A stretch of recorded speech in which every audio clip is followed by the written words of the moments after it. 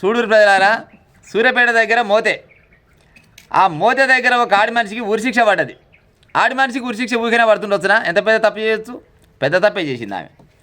2018లో ఆమెకు విడాకులు అయినాయంట. ఫస్ట్ పెళ్ళి అయింది. ఫస్ట్ మోహన్కో పిల్లని కన్నది. ఆ పిల్లని కానీ ఇక మరి కుటుంబ కళాలు ఏమేమి పాడాయనో ఏం కథనో తెలియదు కానీ ఇచ్చిపెట్టింది. ఫస్ట్ భర్తను ఇచ్చిపెట్టగానే 2019లో మళ్ళీ పెళ్ళి అయింది. 18లో ఏమో విడాకులు అయినాయి, 19లో పెళ్ళి అయింది. చూడుది ఇక శక్తికారంగా ఉంటుంది కానీ ఇచ్చిపెట్టిన వాళ్ళకి ఇంటి ముగ్గురు ఒక శాతం ఉండేగా. ఇక వెంటనే ఏమంటే అందుకుంది. మళ్ళీ 2019 అదే ఊళ్ళో ఇంకొక ఆయనతోటి పెళ్ళి అయింది. పెళ్ళి అయినాక ఆడంగిడంగా 6 నెలలు ఏడాది ఏం సంవత్సరం చేసిందో 2021 అంట.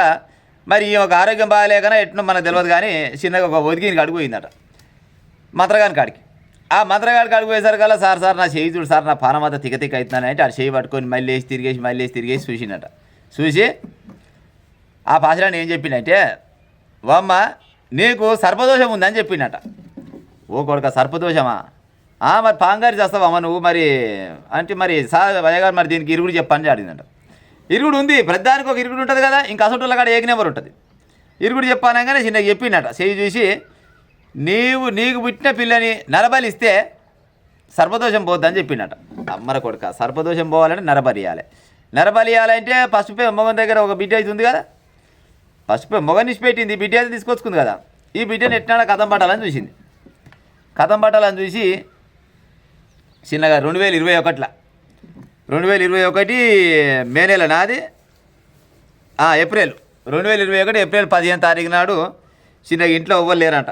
ఎవ్వరు లేగానే లేకపోయేసరికల్లా చిన్నగా పనికత్తి తీసుకుందట, కూరగాయలు కోసే కత్తి తీసుకుందట. చిన్నపిల్ల అప్పటికి పిల్ల 11 నెలలు ఉందట. 11 నెలలు ఉంటే ఇక చిన్న పనికత్తి తీసుకొని మంచిగా తలకాయ తప్ప తీసిందట. కస కోసేసిందట. తలకాయ తప్ప తీసిందా పక్కకి వేసింది. ఇక రక్తార్పణ చేసింది, నరబలి చేసింది. ఇక సర్పదోషం పోయింది అనుకుంది.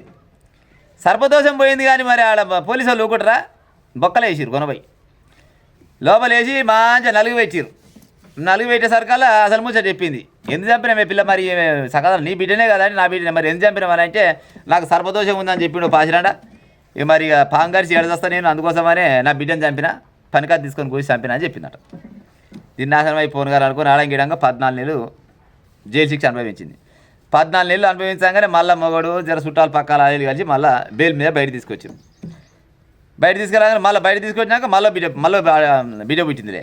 ఇక భార్య భర్తలు ఒక్కడానికి పుట్టకుంటే ఏం చేస్తారు కానీ మళ్ళీ బిడ్డ పుట్టింది. ఇక మరి అట్టనన్నా ఊకోవాలన్నా అట్టా ఊకోక మళ్ళీ ఏం పని చేసింది ఈమె మొగనెమ్మడి. ఏమయ్యా గుప్త నిధులు ఉన్నాయంట సోదాం పారదంటుందట అని నాశనం అయిపోను. కానీ మొన్ననే ఒక బిడ్డను చంపితివి పోయి ఆడ 14 నెలలు జైల్లో ఉంటే పట్టుకొస్తే పహలాన్ని ఖర్చు పెట్టి పట్టుకొస్తే మళ్ళీ నీ గుప్త నిధులు అంతా ఇల్లు ఆయమడి గుప్త నిధులు ఏమీ సపరేట్గా పడ్డా నాటి తెలందాగా ఇల్లాట. ఎట్లా చేసి అదే కానీ గుప్త నిధులు అంటే తొయ్యి అంటే వచ్చానంటే మంచిగా రాజలెక్క బతుకొచ్చు. మనం ఏడు ఒకలేదే మమ్మగారిని పోదాంపా అని తలిగిందట. ఆయన ఏమో ఈ గుప్త నిధులు ఈ చేయి చూసుడు ఇవన్నీ నమ్మపోయేసరికి నా వల్ల కాదు, నేను దొవ్వను, నీ అంతలు నువ్వండి నా అంతలు నిలబడి అంటే ఇట్టవు నా బిడ్డ అనుకుందంట ఓనాడు. ఇక ఈ చెప్తిన కాలం లేదుగా.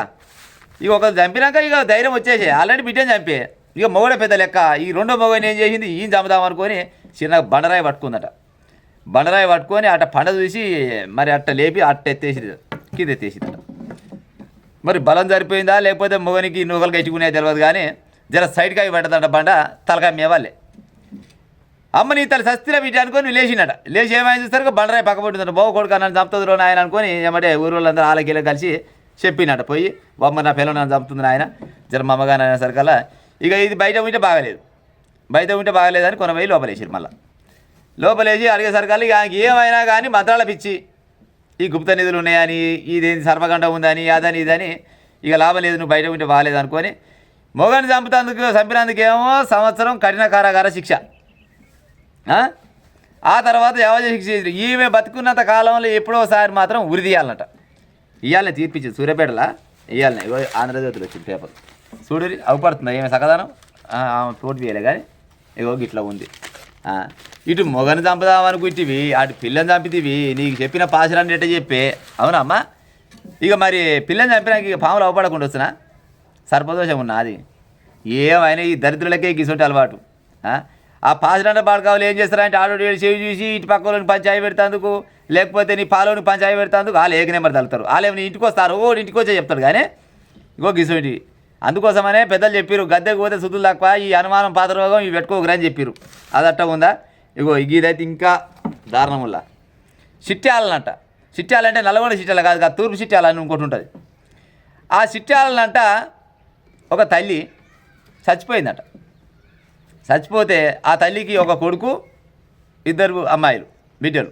ఈ కొడుకు అనవద్దు, దీన్ని కొడుకు అనకూడదు. ఎందుకు అనకూడదు అనేది వార్త చెప్పినాక మీరే చెప్తారు. కానీ తల్లి కాలం చేసిందట. మరి తల్లి కాలం చేస్తే మరి కొడుకు, తల్లికి మరి కర్మకాండ కొడుకేగా పెట్టేది. ఊరోళ్ళు ఫోన్ చేసిరట, ఓ అయ్యా ఫోన్ చేసి మీ అమ్మ చచ్చిపోయింది రావాలని చెప్పిరట. ఈయన గతంలోనే ఇల్లు పెట్టిపోయిందట. అమ్మతోటి పంచాయి పెట్టుకొని, ఇక కుటుంబం అన్నప్పుడు ఏదో పంచాయి ఉంటుంది కదా, పంచాయి పెట్టుకొని ఇల్లు పెట్టిపోయాడు. ఇల్లు పెట్టిపోయినాక మరి ఇకనన్నా తిరిగి రావాలి. తల్లి చచ్చిందన్నాక కూడా ఎప్పుడైతే తల్లి చచ్చిందని వార్త చెవిలో పడ్డదో ఈ మరి ఫోన్ స్విచ్ ఆఫ్ చేసి అప్పుడే కూర్చున్నట. కథం ఇక చూసిరంటే వచ్చిన చుట్టాలు పక్కాలు ఊరోళ్ళు అంత కులమోళ్ళు తలమోళ్ళు అంత చూసి చూసి చూసి చూసి ఈ 4 మంది రానట్టుంటారు. ఆయన ఏం చేద్దామని సరికల్లా ఇక ఇద్దరు బిడ్డలు ఉండరు కదా, ఇక ఇద్దరు బిడ్డలే కర్మకాండ చేసిరట. నిన్ను కన్న పాపానికి కనీసం సరే ఎంత పెద్ద తప్పున్నా కానీ తల్లి నిన్ను తిట్టిందా కొట్టిందా మంచిదో చెడ్డదో మనకు తెలియదు. కానీ తల్లికి కడసారి చూపు చూసుకొని కొడుకులు మీరు పుట్టేమి పుట్టకేమి చెప్పురిగా. అయ్యమ్మ గంజిపోయిన పాలతగాలు ఎంతోమంది ఉంటారు భూమి మీద, మళ్ళీ ఇంకా మోత వాళ్ళు ఉంటారు కొంతమంది. అలా నువ్వు బతికే ఉంటివి సరే, తెలియకుంటే అదో భాగం. తెలిసినాక నీకు ఫోన్ చేసి మీ అమ్మ చచ్చిపోయిందని చెప్పినాక కనీసం స్పందించకుండా ఫోన్ స్విచ్ ఆఫ్ చేసి పెట్టామంటే నువ్వు కొడుకువా, నేను ఏమనాలరా నాయన. గిసోని వార్తలు వచ్చిన ప్రజలారా, ఇక ఉంటా మరి.